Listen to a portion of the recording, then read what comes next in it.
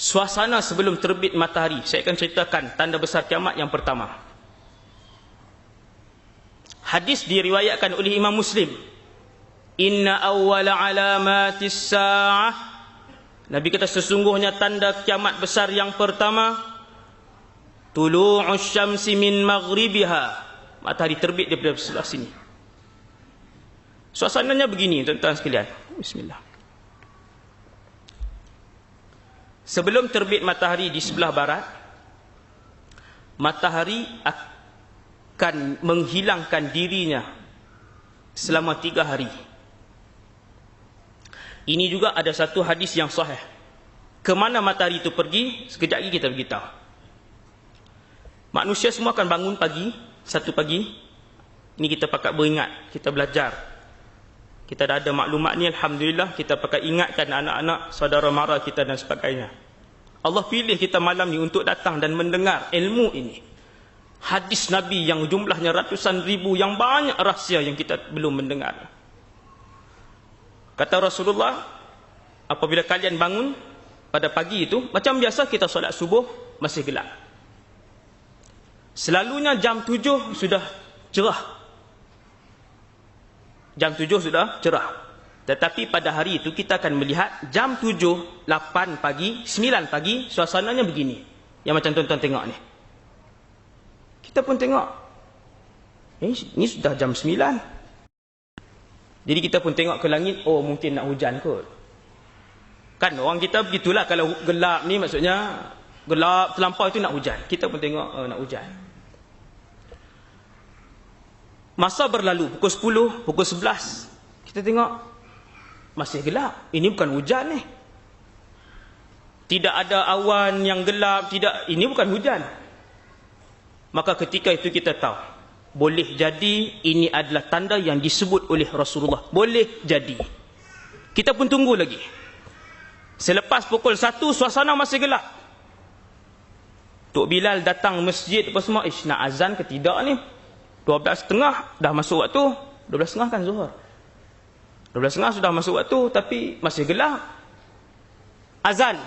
Wahai Bilal yang belajar ilmu hadis tentang kiamat, azan. Seperti biasa. Kita pun solat macam biasa, walaupun gelap. Manusia ketika itu sudah pun berkumpul di banyak tempat. Masing-masing tanya. Pukul 3 petang, pukul 4 petang.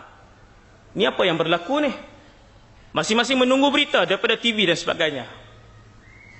Maka kita akan tengok dalam berita sebagainya, fenomena alam yang tiada huraian. Sekarang ini pun Allah sudah tunjukkan banyak fenomena alam yang tidak boleh dirungkai oleh sains dan ilmu. Kemudian tuan-tuan, kita pun akan tengok manusia sudah mula berbincang di masjid, orang dah mula riuh. Suasana dah jadi bincang dan sebagainya. Kita tunggu esok. Keesokan harinya, malam tu semua tidur. Orang tidur. Esokan harinya semua bangun. Hari yang kedua orang lebih ramai melihat. Lebih ramai yang menunggu. Tetapi yang bangun lewat jugalah. Yang tak sembahyang subuh, tak sembahyang subuh, macam biasalah. Dia tengok apa ke, dia tak heran. Bila manusia akan insaf, sekejap lagi saya akan sebut. Hari kedua bila kita bangun, manusia semua pakat tengok. Jam 7, jam 8, suasana gelap seperti ini. Ketika itu, yakinlah kita dengan hadis Nabi sallallahu alaihi wasallam bahwasanya dalam masa sehari ataupun 2, matahari akan terbit daripada sebelah sini. Hebahkanlah kepada adik-beradik kita, saudara mara kita, bagi tahu. Mereka yang jahil, yang tak tahu apa-apa tuan-tuan, yang tak hadir dalam majlis-majlis ilmu yang begini, bagi tahu kepada saudara mara kita. Kita semua ni wakil kepada ahli keluarga kita. Apabila hari kedua kita pun tengok masih gelap. Sampai jam 10, sampai jam 11. Gelapnya adalah begini. Gelapnya adalah seperti gelap malam yang matahari tidak keluar. Ketika itu matahari beredar ke tempat lain. Kata Nabi, gelap itu sama ada 2 atau 3 hari. Bukan 3 hari confirm. 2 atau, sebab ada 2 pendapat, ada 2 hadis. 2 atau 3 hari. Tuan-tuan jangan bila hari kedua tuan-tuan kata, oh tak apa, ada sehari lagi. Kan? Esoklah beritahu. Oh jangan tunggu 3 hari. Bila dah masuk 1 hari, gelap sepanjang hari itu, baru nak masuk hari yang kedua, terus lakukan tindakan yang segera. Tindakan yang paling segera. Kerana ada hadis Nabi kata 2 hari saja gelap. Hari ketiga naik matahari.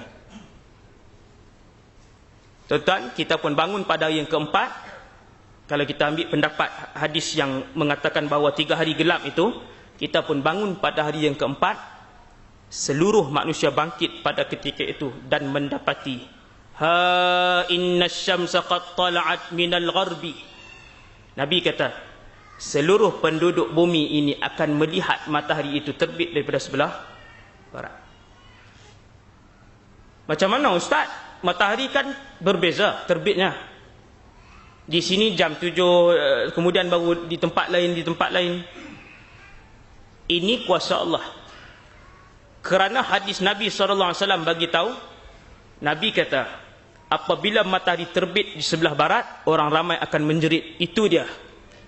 Matahari sedang terbit di sebelah barat. Kata Rasulullah, amanu ajma'un. Semua beriman ketika itu.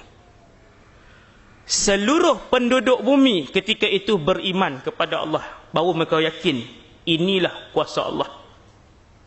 Dan ketika itu iman tidak lagi boleh diguna pakai. Kerana apabila terbit matahari di sebelah barat, itu bermaksud Allah telah pun menutup pintu taubat selama-lamanya. Kesemua orang berlari ke kanan ke kiri. Suasana jadi tidak terkawal. Ada yang balik ke rumah, menyarungkan tudungnya, baru menutup aurat. Ada yang berlari ke masjid, terus mengambil wuduk dan terus solat. Tetapi solat itu tidak boleh dipakai lagi. Yang bertaubat baru nak tutup aurat, ketika itu tutup auratnya tidak diterima lagi, habis. Kata Rasulullah, ada yang sedang memerah susu kambing ataupun lembunya, dia meninggalkan perahan itu serta-merta. Ada yang sedang meletakkan bata pada binaannya, dia meninggalkan letak bata itu serta-merta. Ada yang ketika itu sedang berjual beli, dan ketika itu juga dia melepaskan duit dan barangnya, kata Nabi. Ini Nabi buat contoh. Mereka balik ke rumah, mengambil emas masing-masing. Nabi sebutkan dalam hadis itu, az-zahabul ahmar, emas merah. Ambil emas merah, mencari orang-orang miskin. Ketika itu berlari ke rumah orang miskin, lalu diletakkan di depan rumah orang miskin, diketuk pintu, makcik ambillah semua emas ni, saya sedekah fi sabilillah. Ini sedekah saya. Makcik itu kata, halla kana bil ams. Alangkah baiknya kalau sedekah ini semalam kamu berikan kepada saya, ia masih bermanfaat. Kenapa hari ini sudah tak manfaat? Kerana matahari sudah naik di sebelah sini. Tuan-tuan, beramallah sebelum matahari terbit dari sebelah barat. Beramallah. Bertaubatlah kepada Allah. Setiap malam Allah Subhanahu wa taala memanggil, hal min mustaghfir. Ada tak siapa-siapa yang ingin bertaubat? Hal min taib. Adakah siapa-siapa di kalangan hamba-Ku yang akan bertaubat? Kemudian bila matahari naik sebelah sini, dia akan naik seperti biasa, akan naik sikit. Sampailah berada di tengah-tengah langit Zuhur, kemudian matahari itu akan kembali. Dan dia akan berpusing seperti biasa keesokan paginya daripada arah timur. Macam biasa balik, keadaan menjadi normal. Cuma hari pertama dia naik itu adalah petanda daripada Allah. Wahai manusia sekalian, pintu taubat telah pun ditutup. Itu isyaratnya. Kemana pergi matahari? Nabi sebut dalam satu hadis, matahari meninggalkan tempat pusingannya, menuju ke bawah arasy Allah. Arasy ini akan dilihat oleh kita semua di padang mahsyar nanti. Itu cerita mahsyar. Tuan-tuan, di mahsyar kita akan melihat arasy Allah. Matahari pergi di bawah arasy, sujud kepada Allah Subhanahu wa taala. Hadis ni hadis sahih. Tuan-tuan jangan risau, saya belajar hadis di Syria dulu. Nah, insya-Allah saya hanya pegang dengan hadis-hadis yang kuat sahaja. Hadis dhaif pun boleh diamalkan. Ada sebagai hadis dhaif diamalkan, tapi dia ada syarat-syaratnya yang lain. Matahari ini pergi, dia tunduk sujud di bawah arasy. Lalu Allah Subhanahu wa taala mengarahkan pada matahari itu, wahai matahari, selama 3 hari dia pergi. Sebab tu bumi gelap selama 3 hari ketika itu. Allah puji matahari yang merupakan hamba Allah, tidak pernah melakukan kemungkaran ataupun mengingkari arahan Allah walaupun satu saat. Tuan-tuan, alam ini kesemuanya patuh kepada Allah. Binatangnya, tumbuhannya, langit dan angin, bukit bukau, sungai dan laut, semua para malaikat, kesemua jenis binatang yang hanya melakukan maksiat dan kemungkaran kepada Allah hanyalah 2 makhluk, iaitulah jin dan manusia sahaja. Syaitan apa semua ni masuk jin lah. Matahari tunduk dengan patuh. Tidak pernah lari matahari ini daripada orbitnya walaupun sejengkal ke depan ataupun sejengkal ke belakang. Kata cendekiawan astronomi, ini ilmu akademik, seandainya matahari itu mara ke depan sebanyak sejengkal, nescaya terbakarlah seluruh bumi ini. Kan matahari dia pusing.